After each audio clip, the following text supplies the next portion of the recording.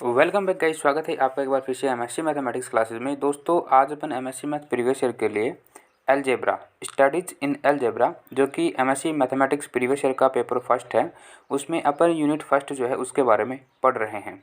ठीक है, तो मैंने आपको इससे पहले वाली क्लास में इंटरनल डायरेक्ट प्रोडक्ट के बारे में कुछ बातें बताई थी कि कोई भी फंक्शन जो है वो इंटरनल डायरेक्ट प्रोडक्ट होने के लिए उसमें आपको तीन कंडीशंस को जो है वो फॉलो करना पड़ता है। ठीक है, वो कंडीशंस कौन कौन सी हैं, उन सभी कंडीशंस को जानने के लिए आपको क्या करना होगा, या तो आपको पॉपअप में वो वीडियो लिंक मिल जाएगा या फिर डिस्क्रिप्शन में मैं उसका वीडियो का लिंक डाल दूंगा, तो वहाँ से जा करके आप सबसे पहले इंटरनल डायरेक्ट प्रोडक्ट के बारे में जानेंगे कि ये एक्चुअल में होता क्या है। ठीक है प्यारे बच्चों, दूसरी चीज़ क्या है कि आज अपन उसी से रिलेटेड एक इम्पोर्टेंट थ्योरम जो है वो करने वाले हैं, जो एग्जाम पॉइंट ऑफ व्यू से बहुत ही ज़्यादा इंपॉर्टेंट है। 3 से 4 बार ये एग्जाम में आपसे पूछी जा चुकी है, हो सकता है आने वाले एग्जाम में आपके लिए ये इम्पोर्टेंट हो। ठीक है, तो आगे बढ़ने से पहले आप सभी से एक रिक्वेस्ट है, अगर आप हमारे चैनल पर नए हैं तो चैनल को सब्सक्राइब कीजिए, अपने दोस्तों के साथ शेयर कीजिए। साथ ही आप उन सभी विद्यार्थियों की जो है एज ए हेल्प कर सकते हैं, उनको रिकमेंड कर सकते हैं कि हिंदी मीडियम में भी जो है वो यहाँ पर एमएससी जो है वो आपको पढ़ाई जा रही है, यानी कि आपको एक ऐसी लैंग्वेज प्रोवाइड करवाई जा रही है जिसमें आपको चीज़ों को समझने में आसानी होगी। हिंदी मीडियम वाले जो बच्चे हैं एक्चुअल में उनको क्या होता है कि चीज़ों को समझने में थोड़ी सी दिक्कतें आती हैं, तो मैं यहाँ पर आपको वो एक ईजी लैंग्वेज में इन चीज़ों को समझाने की कोशिश करूँगा। और अगर इसके बावजूद भी अगर आपको कोई चीज़ें समझ नहीं आती हैं तो आप कमेंट बॉक्स में जा करके अपनी बातें जो है मुझसे पूछ सकते हैं। ठीक है प्यारे बच्चों, तो बढ़ते हैं हमारे थ्योरम की तरफ, और आपसे एक रिक्वेस्ट है कि आप वीडियो को जो है वो अंत तक ज़रूर देखें। अगर आप स्किप करके देखेंगे तो फिर दिक्कत ये होगी कि आपको कोई भी स्टेप जो है वो समझ हो सकता है कि ना आए, और एक स्टेप अगर आपको समझ नहीं आती है तो मे बी कि आने वाले जो स्टेप्स हैं वो उसमें थोड़ी गड़बड़ हो सकती है। तो चलो चलते हैं थ्योरम की तरफ। थ्योरम में कहा गया है कि लेट एच के is internal direct product of H and के, यानी कि एच और के क्या है, इंटरनल डायरेक्ट प्रोडक्ट है एच और के अंदर।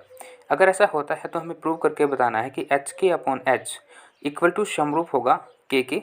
दूसरी कंडीशन है एच के अपॉन के इक्वल टू समरूप एच, यानी कि हमें ये जो दो कंडीशंस हैं इनके बारे में हमें बताना है। ठीक है, तो हम इनमें से कोई भी एक कंडीशंस को फॉलो करके बता देंगे, तो हम यहाँ पे ये कह सकते हैं कि अगर जैसे मैंने इस कंडीशन को फॉलो करके बताया तो आप बता सकते हैं कि सिमिलरली ऐसे ही इसके साथ होने वाला है। तो यहाँ पर मैं आपको एक कंडीशन सोल्व करके बताता हूँ, उसके बाद क्या करना है, आपको दूसरी वाली कंडीशन जो वो स्वयं से सोल्व करनी है। ठीक है, तो यहाँ पर मैं इस वाली कंडीशन को सोल्व करके बता रहा हूँ, और सिमिलरली आप सेम टू सेम इस दूसरे वाले कंडीशन पर इस चीज़ को अप्लाई करना है।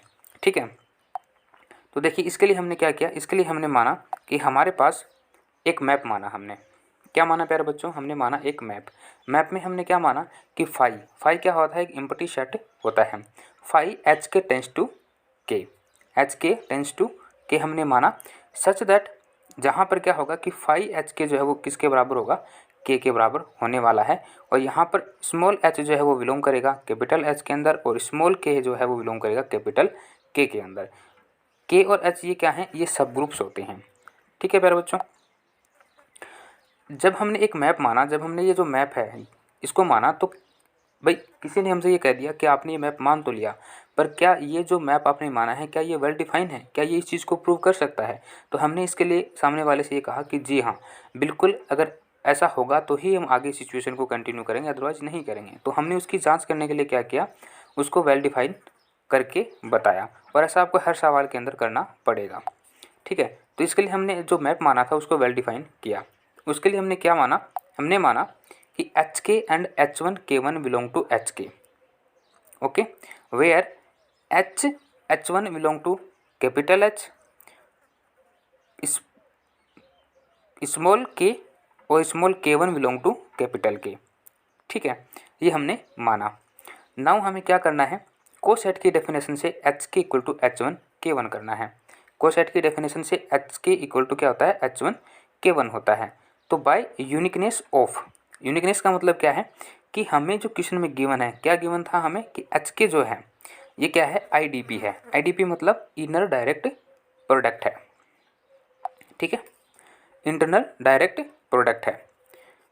अगर ऐसा है तो इसका मतलब क्या है, इसका मतलब ये है कि एच जो है वो किस चीज़ के बराबर होगा, एच वन के बराबर होगा, और के जो है वो किस चीज़ के बराबर होगा, K1 के बराबर होगा।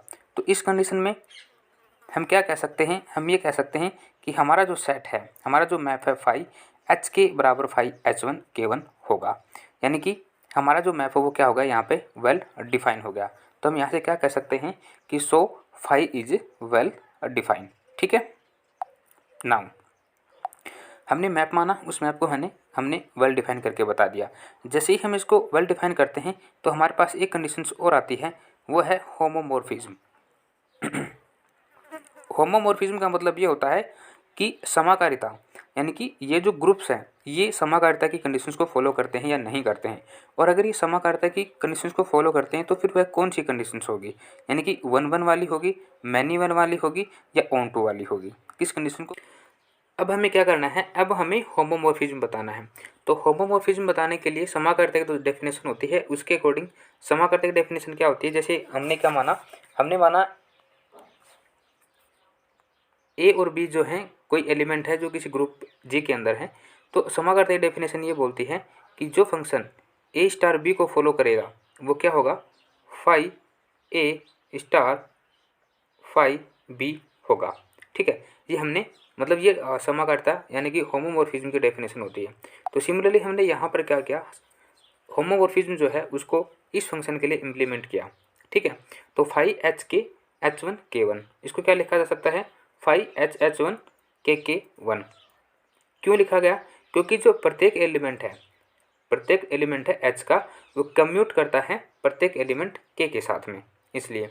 ठीक है, अगर ऐसा होगा, अगर ये कम्यूट हो जाता है तो इसको हम क्या लिख सकते हैं, K1 लिख सकते हैं या HH1 लिख सकते हैं। लेकिन जब अपन इसको HH1 लिखेंगे उस कंडीशन में हमें क्या कहना पड़ेगा, हमें उस कंडीशन में ये कहना पड़ेगा कि every element of K commute with every element of H। ठीक है, तो उस कंडीशन को थोड़ा चेंज कर देना।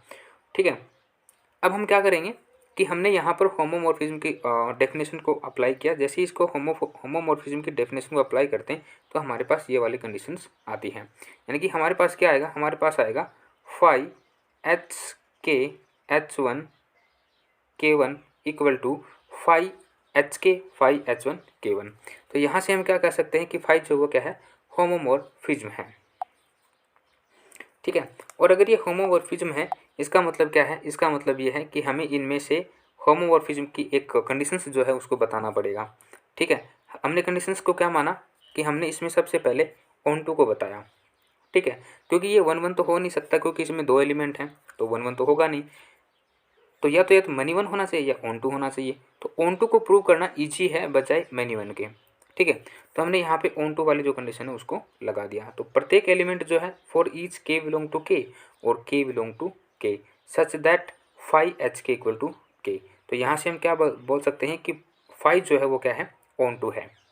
ठीक है, यहाँ से हम क्या लिखेंगे, ये लाइन और लिख देना यहाँ पे, so phi is onto. ठीक है, अब क्या बताएंगे हम, इसका कर्नल बताएंगे। तो कर्नल की डेफिनेशन क्या होती है, कर्नल की जो डेफिनेशन होती है वो होती है ये वाली। ठीक है, मतलब इस फंक्शन के लिए जो कर्नल की डेफिनेशन होगी वो क्या होगी, एच के belong to H K phi H K equal to ई। ई क्या होता है, एलिमिनेट वैल्यू होती है। एच के बिलोंग टू एच के, तो यहाँ से हम इसको क्या लिखेंगे, के इक्वल टू ई लिखेंगे। क्यों लिखेंगे, क्योंकि अकॉर्डिंग टू कर्नल डेफिनेशन। ठीक है, यहाँ पर स्मॉल एच जो है वो बिलोंग करता है कैपिटल एच में और स्मॉल के जो है बिलोंग करता है कैपिटल के अंदर। सिमिलरली इसी प्रकार हमारे पास ये जो कंडीशन है वो भी होने वाली है, क्योंकि ये इसके अंदर भी बिलोंग करेंगे। इसका कोई भी जो नॉर्मल ग्रुप होगा या सब ग्रुप होगा या इन्वर्स ग्रुप होगा वो इन सभी के अंदर बिलोंग करने वाला है। तो यहाँ से हम कर्नल की डेफिनेशन से क्या प्राप्त करेंगे कि kernel phi equal to H हो जाएगा। राइट है। अब हमने एक थ्योरम पढ़ी थी, फंडामेंटल आइसोमॉर्फिज्म थ्योरम। ठीक है, फंडामेंटल आइसोमॉर्फिज्म की थ्योरम के अकॉर्डिंग अगर हम किसी भी फंक्शन को एक मैप के थ्रू बता देते हैं और उसमें होमोमॉर्फिज्म की डेफिनेशन को अप्लाई करते हैं, कर्नल को अप्लाई करते हैं, तो वो जो थ्योरम है वो फंडामेंटल आइसोमॉर्फिज्म की थ्योरम के अकॉर्डिंग सही साबित होती है। और अगर ऐसा होता है तो हम यहाँ पर फंडामेंटल आइसोमॉर्फिज्म की थ्योरम को अप्लाई करेंगे और जैसे ही हम इसको अप्लाई करते हैं तो हमारे पास एच के अपॉन एच समरूप इक्वल टू के हो जाएगा। ठीक है, सिमिलरली हमने यहाँ पर क्या कर दिया, जो हमारे क्वेश्चन में जो दूसरी कंडीशन थी उसको भी हमने यहाँ पर बता दिया है, यानी कि ये वाला जो फंक्शन है इसको हमने यहाँ पे बता दिया है। अब आपको क्या करना है, मैंने आपको ये प्रूव करके बताया है, आपको सिमिलरली इसी को इस तरीके से प्रूव करना है जैसे आपने यहाँ पे ऊपर सारे जो भी स्टेप्स करी हैं उन सभी स्टेप्स को इस फंक्शन के लिए अप्लाई करना है, और आपके पास फाइनल रिजल्ट जो है वो क्या आएगा, ये वाला आने वाला है। ठीक है, कौन सा रिजल्ट आएगा, ये वाला रिजल्ट आएगा। ठीक है, पर बच्चों मैं आपका टाइम वेस्ट नहीं करना चाहता, इसलिए मैंने ये जो है सिमिलरली लिख दिया है। हाँ, किन्हीं परिस्थितियों में आपको जो एग्ज़ाम में अगर टाइम ना मिल पाता है तो आप भी ऐसा कर सकते हैं, क्योंकि एग्जामिनर को पता है कि अगर सामने वाले ने ऊपर वाली स्टेप्स को सही करके लाया तो सेम टू सेम इसमें एलिमेंट्स को ही तो बदलना है, होना तो वही प्रोग्राम है, वही प्रोसेस होना है, तो आप इसको यहाँ से इस तरीके से भी कर सकते हैं। बाकी मैं तो आपको ये सजेस्ट करूँगा कि जो स्टेप्स अपने ऊपर करी हैं HK के लिए वही आपको इसके लिए करनी है। ठीक है, तो आज के लिए इतना ही। थैंक यू सो मच, मिलते हैं नेक्स्ट क्लास में, तब तक अपना ख्याल रखिए, हंसते रहिए, मुस्कुराते रहिए। थैंक यू सो मच दोस्तों।